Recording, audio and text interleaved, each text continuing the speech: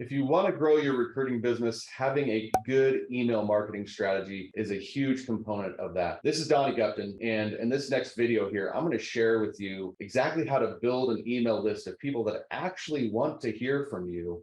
And this is the exact strategies that my clients, Ben Bonnell, Renee Fry, Katie Kelly, let's see, the list goes on. Go ahead and look at the testimonial page. But these clients have actually implemented this exact strategy for their email marketing efforts, okay? So basically what we want to talk about here is the differences between gathering emails from sites, for example, like Zoom or Seamless or Seekout. That's all great if you're going to be doing some direct outreach, especially on the candidate side of things. But this video is going to be more about how do I get people's permission to email them and build a list that way.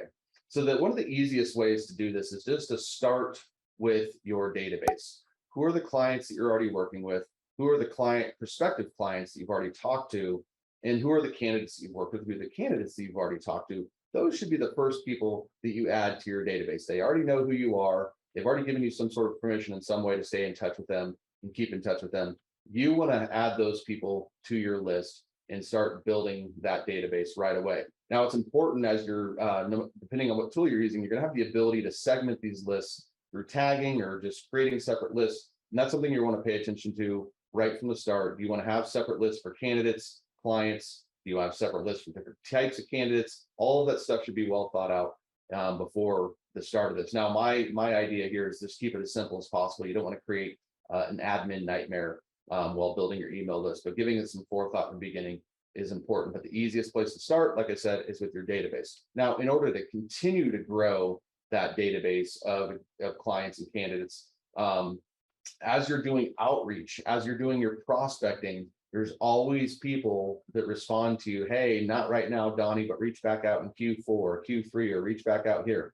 Those people are essentially giving us permission to reach back out. So yeah, you should have a manual note, in your CRM of when you're going to go ahead and do that touch point. But this is the next type of individual that needs to be on your email list, because in between that next time you're going to follow up, we have a huge opportunity to really show and our expertise and the value that we bring to the table through the content that we deliver to them in the meantime.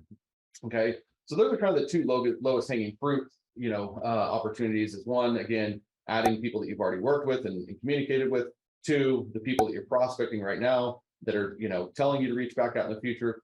The third one is to use lead magnets. Okay, and there's a lot of different lead magnets that you can consider. You can consider using surveys, you can consider ebooks, you can consider salary guides, you can consider webinars, trainings, etc. A lead magnet is essentially, hey, I'm going to go ahead and give you this resource in exchange for your information. And the whole purpose of that is so we can keep in touch with people in our email list. Okay, so those are the three main ways that we would be looking at building an email list: your existing database, the people you're connecting with and prospecting, and then your lead magnets. Now, to drive traffic to your lead magnets, that's where you need to really leverage your social media platforms, can potentially even consider some paid advertisement, because the idea here is you want a system in place that's always adding new people to your list, right? Because these are the people that we want to be able to continue to prospect, continue to market to. And again, the value of having people on your list that want to be on your list is they actually listen to you, they actually open your emails. And this is the first step of you becoming the relevant authority in your market. So, hey, go ahead and drop in the comments below how you are building your email list. I would love to hear if there's some ideas here that we can continue to add on to. Those are the ways that we're doing the Relevant Recruiter program.